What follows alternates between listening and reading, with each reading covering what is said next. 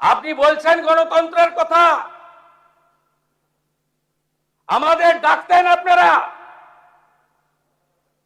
মুখ্যমন্ত্রী মন্ত্রী তো দূরের কথা, আপনারা ভয়ে থরথর করে কাঁপতেন। মন্ত্রীরা এই মনে হয় দেখে ফেললো। আরে আমরা তো প্রথম দিন থেকে এমএলএদের ডাকছি, কথা বলছি, আমাদের কর্মীরা রেগেও যাচ্ছে। আমরা এই প্র্যাকটিসে বিশ্বাস করি না। আমরা মনে করি সংবিধান অনুযায়ী চলতে হবে, for the people, by the people, of the people. প্রত্যেকটা অ্যাডমিনিস্ট্রেটিভ রিভিউ মিটিং এ আপনাদের ডাকা হচ্ছে, কথা হচ্ছে। গতকাল বাজেট ঘোষণায় অর্থমন্ত্রী আপনাদের এমএলএদেরও কিছু প্রস্তাবকে গুরুত্ব দিয়েছেন। আপনারা 5 বছর কি করেছেন? আমাকে কতবার বের করেছেন হাউস থেকে?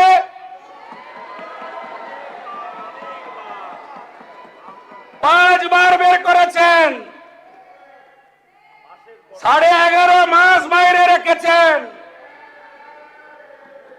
আমি ওখান থেকে দাঁড়ালেই এই বোনেরা সব সামনে এগিয়ে যেতেন, বোনেদের ঢাল তৈরি করা হতো।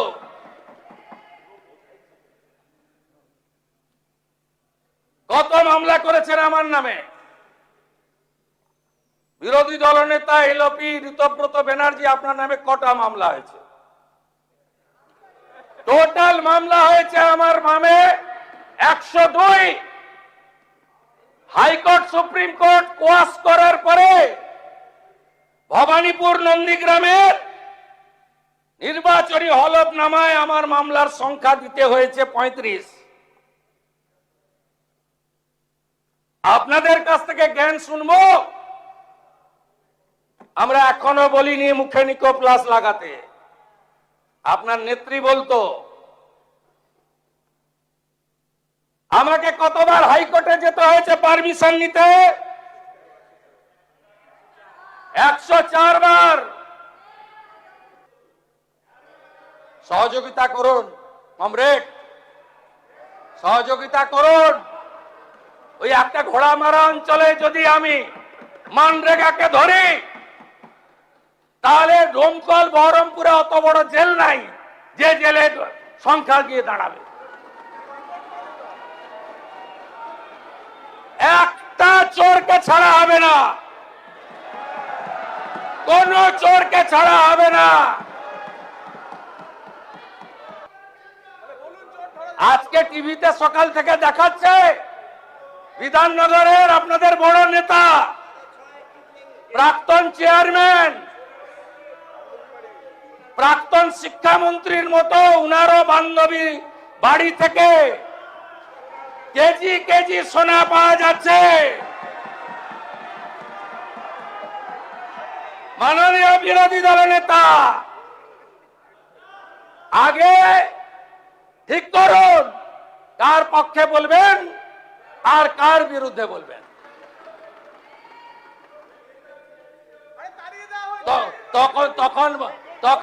তখন বান্ধবীরা তো সোনা হয়নি, সব সোনা 21 সালের পরে কেনা, সব সোনা রসিদ পাওয়া গেছে 21 সালের পরে কেনা, 22 সাল থেকে কেনা। আমি পরিষ্কার ভাবে বলে দিয়ে গেলাম, এই রাজ্যে আমরা শপথ নিয়েছি গুন্ডা, মাফিয়া, তোলাবাজ, লালচুল, কানে দুল একটারও জেলের বাইরে থাকবে না। শুধু তাই নয়, এই সেশনে বিল আসছে আমার দপ্তর, স্বরাষ্ট্র দপ্তর। অনেকেই ভাবছেন 2 মাস থাকলাম তারপরে আইনি লড়াই করে জামিনে বেরিয়ে এলাম। এই সেশনে বিয়ে কমিটি অনুমোদন দিলে শেষ দিনে বিল আসছে সম্পত্তিও বাজেয়াপ্ত করব। সম্পত্তি বাজেয়াপ্ত করব। সম্পত্তি অকশন করব। ওই আমতলা হরিশ মুখার্জি হরিশ চ্যাটার্জি রোডের ওই প্রাসাদগুলোতে কলকাতার রাস্তায় রাত্রিবেলা ফ্লাইওভারের নিচে যারা থাকে তাদেরকে রাখাবো। আপনারা দেখতে থাকুন, ওই কিছু গাড়ি যায় দেখবেন, তার পিছনে লেখা থাকে দেখবি আর জ্বলবি লুচির মতো ফুলবি। দেখতে থাকুন, আপনারা দেখতে থাকুন আর নিজেদের ঘর আগে সামলান। বাইরে গিয়ে এই তো খণ্ডচিত্র লাইভে দেখছে বাংলা। এই রকম কোন দলের অবস্থা ভারতবর্ষে হয়নি। হার জিত আছে, অনেক দল হেরেছে, সম্প্রতি নির্বাচনে বিহারেও হেরেছে, কিন্তু এই করুণ পরিণতি এটা হয়েছে দম্ভ, অহংকার, আমিত্ব, স্বেচ্ছাচারিতা, অত্যাচারী, ঔদ্ধত্য, তোষণ, পরিবারবাদ, সীমাহীন দুর্নীতি। তার জন্য এই অবস্থা আপনাদের হয়েছে। আপনারা আর উঠে দাঁড়াতে পারবেন না। আমরা চলি সমুখ পানে, কে আমাদের বাঁধবে? রইবে যারা পিছুর টানে, কাঁদবে তারা কাঁদবে। ভালো থাকুন। ভারত মাতা কি, ভারত মাতা কি, বন্দে বন্দে। জাস্ট ফায়ার, আগুন। আজকে বিধানসভাতে যে বক্তব্য রেখেছেন মুখ্যমন্ত্রী শুভেন্দু অধিকারী, জাস্ট ফায়ার। অনেকটা সময় আজকে বক্তব্য রেখেছেন, প্রথম থেকে শেষ পর্যন্ত আমি পুরোটাই শুনেছি। হয়তো আপনারা অনেকে শুনেছেন, যারা শুনেছেন নিশ্চয়ই বুঝেছেন কতটা আগুন ঝরা বক্তব্য আজকে রেখেছেন মুখ্যমন্ত্রী। প্রত্যেকটা পয়েন্ট উল্লেখ করার চেষ্টা করেছেন, কি নির্যাতন, কি অত্যাচার আগের সরকার করে গেছে। এখন আবার সব এ ব্লক সে ব্লক হয়েছে, অনেক জ্ঞান দেওয়ার চেষ্টা হচ্ছে। যিনি এলওপি হয়েছেন তিনিও অনেক কথা বলার চেষ্টা করছিলেন, গণতন্ত্র ইত্যাদি নিয়ে বক্তব্য। উল্টো কালীঘাট টিএমসির লোকেরাও অনেক কথা বলছিলেন। তো সবের একটা জবাব উনি কিন্তু আজকে দিয়েছেন। দিতে গিয়ে নিজের যে যন্ত্রণা, ওনাকে কিভাবে নানা হেনস্থা করা হতো, ওই এফআইআর করা হতো, কতগুলো কেস করা হয়েছিল, সেই সব বলেছেন। সেঞ্চুরি হয়ে গেছিল এফআইআরে। কোনো কিছু প্রোগ্রাম কর্মসূচি বা কোথাও যেতে গেলে পারমিশন নিতে কলকাতা হাইকোর্ট ছুটতে হতো, কতবার ছুটতে হয়েছে সেটাও বলেছেন। তো এখন তো কথা বলতে পারছেন, এটা উনি বলার চেষ্টা করেছেন যে এখনও তো কথা বলতে পারছেন আপনারা। আমরা তো মুখেতে ওই এঁটে দিয়ে বসে থাকার কথা বলিনি। তো আপনারা যে যা করেছেন আমরা তো সকলকে ডাকছি। আচ্ছা, আর একটা কথা কিন্তু উনি বললেন, তার উনিও কোথাও ফিল করছেন যে যা হচ্ছে ওখানে তাতে দলের যারা আছেন নিচুতলাতে তারা কেউ কেউ ক্ষুণ্ণ হচ্ছেন। আসলে ঠিক যে আসলে একটা মাইন্ডসেট হয়ে গেছিলো না, বা একটা দেখে আসা না, আগের যে সরকারটা চলছিল যারা বিরোধী তাদেরকে উপেক্ষা করতো। বিরোধী এমএলএ এমপি কাউকে ডাকতো না, আরও যারা তাদের কাউকে ডাকতো না, অথচ সরকারি প্রোগ্রাম হতো, প্রশাসনিক প্রোগ্রাম হতো।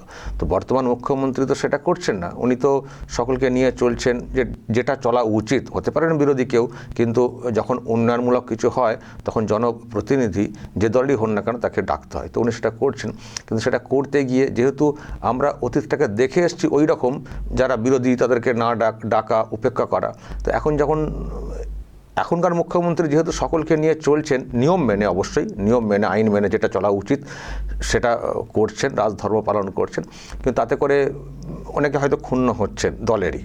সেটা উনি কোথাও ফিল করেছেন যে ডাকছি বা কাউকে স্টেজে রাখছি উন্নয়নমূলক কোনো কর্মসূচি বৈঠকে, তো তাতে ক্ষুণ্ণ হচ্ছেন নিচুতলাতে, সেটা যে উনি কোথাও ফিল করছেন এটাকে পরিষ্কার করেও বললেন যে আমার দলের কর্মীরা হয়তো ক্ষুণ্ণ হচ্ছেন। আরেকটি জায়গার ক্ষেত্রে বলেছেন, রতুয়ার এমএলএর কথা বলতে গিয়ে বলেছেন, এমএলএর কথা যখন বলছিলেন তখন বলছিলেন যে এই কথা বললে হয়তো ওখানকার বিজেপি কর্মীরা অসন্তুষ্ট হবেন। এই যে বিষয়গুলো আসলে এমন একটা জামানা আমরা পার করে এসছি না, একটা অন্য টাইপের হয়ে গেছিলো। তো উনি এসে নতুনভাবে চলার বা চালানোর চেষ্টা করছেন, যেভাবে চলা উচিত একটা সরকারের। তো সেটা করতে গিয়ে কর্মীদের মনে কত আঘাত লাগছে, তো সেটাকে স্মরণ করিয়েই কথাগুলো বললেন যে এরকম হচ্ছে আমাদের কর্মীদের, তারপরেও কিন্তু আমি সকলকে নিয়ে চলছি। আর আপনারা এখানে এইসব বলতে এসছেন, বেশি গণতন্ত্র দেখাতে এসছেন, গণতন্ত্র মেনেই তো আমরা চলছি, কিন্তু আপনারা কি করেছিলেন বলে এতগুলো কথা উনি বললেন যে কোঅপারেট করুন, আমরা এই বাংলাকে নতুন করে গড়তে চাই, এগুলো করুন, দেখুন না কি করি। তবে ওই যে বাকি কথাগুলো বললেন যে আমরা নতুন বিল আনছি, আইন আনছি, এই যে অধিবেশন এখানেই হবে, যে ওই অ্যারেস্ট করা হলো 2 মাস পর আইনি লড়াই করে জামিন পেয়ে গেলেন, তারপর ড্যাং ড্যাং, ওইসব চলবে না। আমরা এমন সিস্টেম করছি, ওই জুলুমবাজি বা এইসব যা সব হয়েছে বা কেউ নতুন করে করার চেষ্টা করলে তার একেবারে মাজা ভেঙে দেওয়ার মতো একটা পরিস্থিতি, যেটা আর কি ওনার বক্তব্য।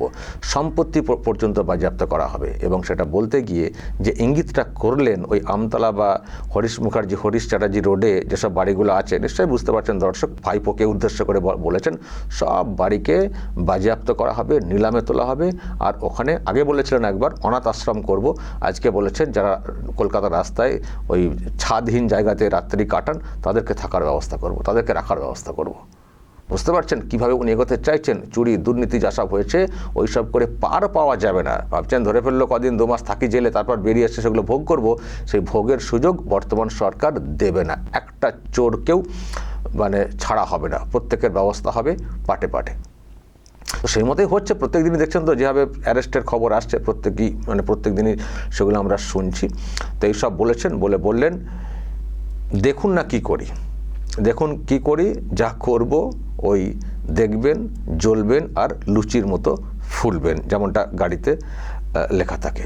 আপনারা এসব করুন, যা পারছেন কোঅপারেট উনি চেয়েছেন, ওনারা সামনের দিকে তাকিয়ে এগিয়ে যাবেন সেটাও কিন্তু বলেছেন। কিন্তু দর্শক, যখন এইসব শুনছি বা এইসব হুঁশিয়ারি যখন মুখ্যমন্ত্রী বিধানসভাতে দিচ্ছেন, তখন আরও একটা খবর সামনে এসছে। এটা কি? ভাইপো চলে যাচ্ছেন বিদেশে বা যাওয়ার চেষ্টা করছেন, চোখের চিকিৎসার জন্য বিদেশে যেতে চান, অনুমতি চেয়ে হাইকোর্টের দ্বারস্থ হলেন অভিষেক, বিচারপতির দৃষ্টি আকর্ষণ। নিচে লেখা, বিদেশে যেতে চেয়ে মঙ্গলবার আইনজীবী সৌগত ভট্টাচার্যের এজলাসে দৃষ্টি আকর্ষণ করেন অভিষেক বন্দ্যোপাধ্যায়। চলতি সপ্তাহে মামলাটির শুনানির সম্ভাবনা রয়েছে। চোখের চিকিৎসা নাকি অন্য ভয়? চোখের চিকিৎসা, চোখের চিকিৎসা কি এখনো ভালো হচ্ছে না? মাঝে মধ্যেই শুনি বিদেশে চোখের চিকিৎসা করতে যাচ্ছেন, ওটা কি ভালো হয়ে উঠছে না? খুব রহস্যের। এখন এই যে যাবেন বলছেন, ফিরবেন তো? এখন এই সময়ে এই যে যাবেন বলছেন, ফিরবেন তো? খুব কিন্তু সন্দেহ হচ্ছে, কারণ এখন তো যা অবস্থা, যে কোনো সময় অ্যারেস্ট করতে পারে পুলিশ, সেন্ট্রাল এজেন্সি না, রাজ্যের পুলিশ যে কোনো সময় অ্যারেস্ট করতে পারে। একটা রক্ষা কবচ আছে শৈজাল কাণ্ডে, তার তো হিয়ারিং হবে খুব শীঘ্রই কলকাতা হাইকোর্টে, যেটা মনে করা হচ্ছে কলকাতা হাইকোর্ট কিন্তু এবার হাত খুলে দেবে, কারণ শৈজাল কাণ্ডে অভিষেক ব্যানার্জি জাস্ট ফেঁসে গেছেন, এই কেসেতেই ওনাকে অ্যারেস্ট করা হতে পারে। তো কলকাতা হাইকোর্টের সেই হিয়ারিংটা খুব দ্রুতই, 2 সপ্তাহ দিয়েছিল না, 2 সপ্তাহ কি 3 সপ্তাহ সময় দিয়েছিল, যে এখনই গ্রেপ্তার নয়, ওনাকে কোঅপারেট করতে বলা হচ্ছে। তো কোঅপারেট করতে বলা হয়েছে, কিন্তু সেরকম কোঅপারেট করেননি, যেটা সিআইডি সূত্রে খবর, রেজলিউশন কপি বা ওই শৈজালের যে বিষয়টা। তো ফলে যা পেয়েছে সিআইডি, হাইকোর্টে বললে মনে হয় হাইকোর্ট হাত খুলে দেবে, যে ঠিক আছে যখন কোঅপারেট করছেন আপনারা ব্যবস্থা নিন, তারপরই হয়তো সিআইডি গ্রেপ্তার করতে পারে। তো যখন এদিকে আমরা এইরকম ডেভেলপমেন্ট শুনছি তদন্তের, তো সেখানে উনি চোখের চিকিৎসার নাম করে পালাচ্ছেন, বিদেশ চলে যাচ্ছেন, ব্যাপারটা কি?